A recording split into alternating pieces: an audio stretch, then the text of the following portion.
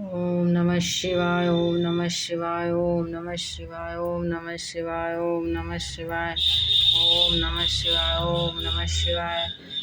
जय भोले बाबा। ओम नमः शिवाय। हरितालिका तीज व्रत कथा। हरितालिका तीज व्रत कथा। हरितालिका तीज व्रत कथा। जिसके दिव्य केशों पर मदार आग के पुष्पों की माला शोभा देती है और जिन भगवान शंकर के मस्तक पर चंद्र और कंठों में मुंडों की माला पड़ी हुई है, और जो माता पार्वती दिव्य वस्त्रों से तथा भगवान शंकर दिगंबर वेश धारण किए उन दोनों भवानी शंकर को नमस्कार करता हूँ। कैलाश पर्वत के सुंदर शिखर पर माता पार्वती जी ने श्री महादेव जी से पूछा, हे महेश्वर, मुझसे आप वह गुप्त वार्ता कहिए जो सबके लिए, सब धर्मों से भी सरल तथा महान काल फल देने वाली हो। हे नाथ, यदि आप भली भांति प्रसन्न हो तो आप उसे मेरे सम्मुख प्रकट कीजिए। हे जगतनाथ, आप आदि मध्य और अंत रहित हैं। आपकी माया का कोई पार नहीं। आपको मैंने किस भांति प्राप्त किया है, कौन से व्रत तप या दान पुण्य फल से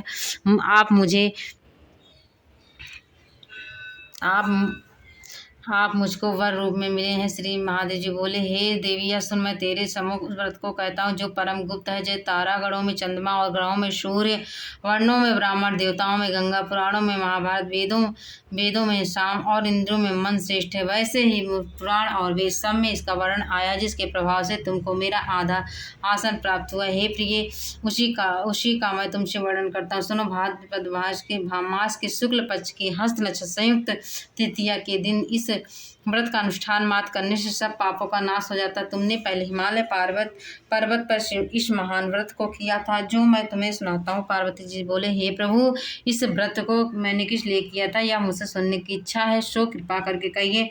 शंकर जी बोले, आर्यवर्त में हिमालय नामक एक महान पर्वत है, जहाँ अनेक प्रकार की भूमि अनेक प्रकार के वृक्षों से शोभित है, जो सदियों बर्फ से ढके हुए तथा गंगा की कल कल के ध्वनि से शब्दायमान रहता है। पार्वती जी, तुमने बालकाल में उसी स्थान पर परम तप किया था और 12 वर्ष तक के महीने में जल में रहकर तथा वैशाख मास में अग्नि में प्रवेश करके तप किया। श्रवण के महीने में बाहर खुले में निवास कर अन्न त्याग कर तप करती रही। तुम्हारे उस कष्ट को देखकर तुम्हारे पिता को बड़ी चिंता हुई।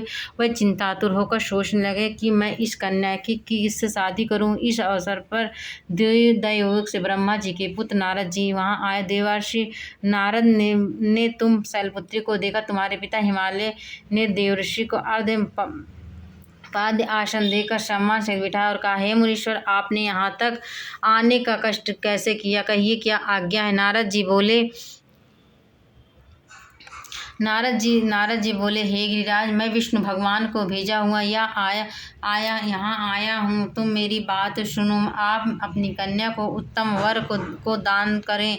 ब्रह्मा, इंद्र, शिव आदि देवताओं में विष्णु भगवान के समान कोई भी उत्तम नहीं, इसलिए मेरे मत से आप अपनी कन्या का दान भगवान विष्णु को ही दें। हिमालय बोले, यदि भगवान वासुदेव स्वयं ही कन्या को ग्रहण करना चाहते हैं और इस कार्य के लिए ही आपका आगमन हुआ है तो मेरे लिए गौरव की बात है, मैं अवश्य उन्हें ही दूंगा। हिमालय का यह आश्वासन सुनते ही देवर्षि नारद आकाश में अंतर्ध्यान हो गए और शंख चक्र गदा पद्म एवं पीताम्बर धारी भगवान विष्णु के पास पहुंचे। नारद जी हाथ जोड़कर बोले, भगवान विष्णु से कहा, आपका विवाह कार्य निश्चित हो गया है। इधर हिमालय ने पार्वती जी से प्रसन्नता पूर्वक आए, हे पुत्री, मैंने तुमको गरुड़ध्वज भगवान विष्णु को अर्पण कर दिया है। पिता के इन वाक्यों को सुनते ही पार्वती जी अपने सहेली के घर गए और पृथ्वी पर गिरकर अत्यंत दुखित होकर विलाप करने लगी। उनको विलाप करते हुए देख कर सखी बोली, हे देवी, तुम किस कारण दुख हो पाती हो, मुझे बतलाओ, मैं अवश्य ही तुम्हारी इच्छा पूर्ण करूंगी। पार्वती बोले, सखी सुन, मेरी जो मन की अभिलाषा है सुनाती हूँ।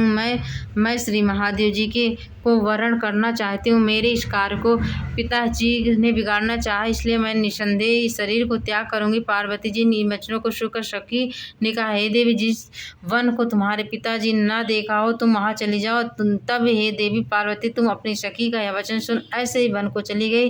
पिता हिमालय ने तुमको घर पर न पाकर सोचा कि मेरी पुत्री को कोई देव दानव अथवा किन्नर हरण करके ले गया। मैंने नारद जी को वचन दिया था कि मैं अपनी पुत्री का गरुड़ध्वज भगवान के साथ वरुण करूंगा। हाय, अब यह कैसे पूरा होगा। यह सोचकर वह बहुत चिंतातुर हो मूर्छित हो गए। मूर्छित हो होने पर मूर्छित हो गए। तब सब लोग हाहाकार करते हुए दौड़े और मूर्छा दूर होने पर गिरिराज से बोले कि हमें आप अपनी मूर्छा का कारण बताओ। हिमालय बोले, मेरे दुख का कारण यह है कि मेरी रत्न रूपी कन्या का कोई हरण कर ले गया है, या सर्प डस गया, या किसी सिंह या व्याघ्र ने मार डाला, वह न जाने कहाँ चली गई, या उसे राक्षस ने मार डाला। इस प्रकार कहकर गिरिराज दुखित होकर ऐसे कांपने लगे जैसे तीव्र वायु के चलने पर कोई वृक्ष कांपता है। तत्पश्चात हे पार्वती, तुम्हें गिरिराज साथियों सहित घने जंगल में ढूंढने निकले सिंह, व्याघ्र, रीछ आदि हिंसक जातियों के कारण वन महाभयानक प्रतीत होता था। तुम भी सखी के साथ भयानक जंगल में घूमती हुई वन के एक नदी के तट पर एक गुफा में पहुंची। उस गुफा में तुम अपनी सखी के साथ प्रवेश कर गई, जहां तुम अन्नजल का त्याग करके बालू का लिंग बनाकर मेरी आराधना करती रहे। उस समय भाद्रपद मास के हस्त नक्षत्र युक्त तृतीया के दिन तुमने मेरा विधि विधान से पूजा किया तथा रात्रि को गीत गायन करते हुए जागरण किया। तुम्हारे इस महाव्रत के प्रभाव से मेरा आसन डोलने लगा। मैं उसी स्थान पर आ गया जहाँ तुम और तुम्हारी सखी दोनों थी। मैं आकर तुमसे कहा, हे वरनाने, मैं तुमसे प्रसन्न हूँ, तू मुझसे वरदान मांग। तब तुमने कहा कि हे देव, यदि आप मुझसे प्रसन्न हैं तो आप महादेव जी को मेरे पति हों। मैं तथास्तु ऐसा कहकर कैलाश पर्वत को चला गया और तुमने प्रभात होते मेरी उस बालू के प्रतिमा को नदी में विसर्जित कर दिया। हे शुभे, तुमने वहाँ अपनी सखी सहित व्रत का प्राण किया। इतने में तुम्हारे पिता हिमवान भी तुम्हें ढूंढते ढूंढते उसी घने वन में पहुंचे। उस समय उन्होंने नदी के तट पर 2 कन्याओं को देखा तो वह तुम्हारे पास आ गए और तुम्हें हृदय से लगाकर रोने लगे और बोले, बेटी, तुम इस सिंह व्याघ्र आदि युक्त घने जंगल से क्यों चली आई? तुमने कहा, हे पिता, मैं पहले ही अपना शरीर शंकर जी को समर्पित कर दिया था, किंतु आपने इसके विपरीत कार्य किया, इसलिए मैं वन चली आई। ऐसा सुनकर हिमवान ने तुमसे कहा कि मैं तुम्हारी इच्छा के विरुद्ध हो यह कार्य नहीं करूँगा। तब वह तुम्हें लेकर घर को आए और तुम्हारा विवाह मेरे साथ कर दिया। हे प्रिय, उसी व्रत के प्रभाव से तुमको मेरा अर्ध आसन प्राप्त हुआ है। इस व्रतराज को मैंने भी अभी तक किसी के सम्मुख वर्ण नहीं किया। हे देवी, अब मैं तुम्हें यह बताता हूँ कि इस व्रत का नाम क्यों पड़ा। तुमको सखी हरण करके ले गई थी, इसलिए हरतालिका नाम पड़ा। पार्वती जी बोली, हे स्वामी, आपने इस व्रतराज का नाम तो बता दिया, किंतु मुझको इस विधि को एवं फल भी बताइए कि इसके करने से किस फल की प्राप्त होती। तब भगवान शंकर जी बोले, इस स्त्री जात के अति उत्तम व्रत की विधि सुनिए। सौभाग्य की इच्छा रखने वाली स्त्रियां इस व्रत की विधि पूर्वक करें। केले के खंभे को से मंडप बनाकर उसे वंदन वरों से सुशोभित कर उसे विविध रंगों से उत्तम रेशमी वस्त्र को चांदी ऊपर तान दे। चंदन आदि सुगंधित द्रव्यों को लेपन करके स्त्रियां एकत्र हों। शंख, वेरी, मृदंग आदि बजाओ। विधि पूर्वक मंगलाचार करके श्री गौरी शंकर जी की बालू निर्मित प्रतिमा स्थापित करें।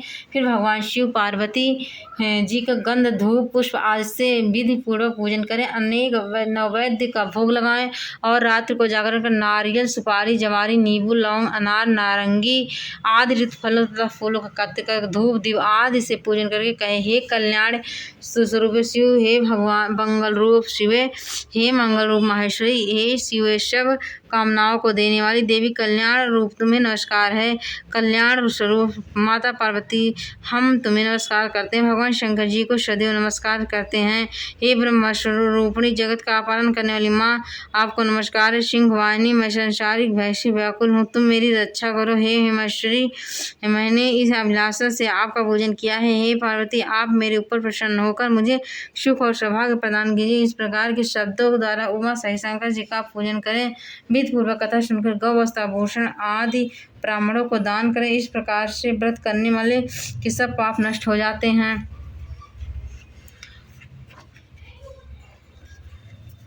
बोलिए शंकर भगवान की जय। बोलिए शंकर भगवान की जय। इस प्रकार हरतालिका तीज व्रत कथा समापन होता है। भगवान अपने भक्तों के सभी कष्ट दूर करते हैं। बोलिए भगवान, बोलिए जगत जननी जगदम्बा माता की जय।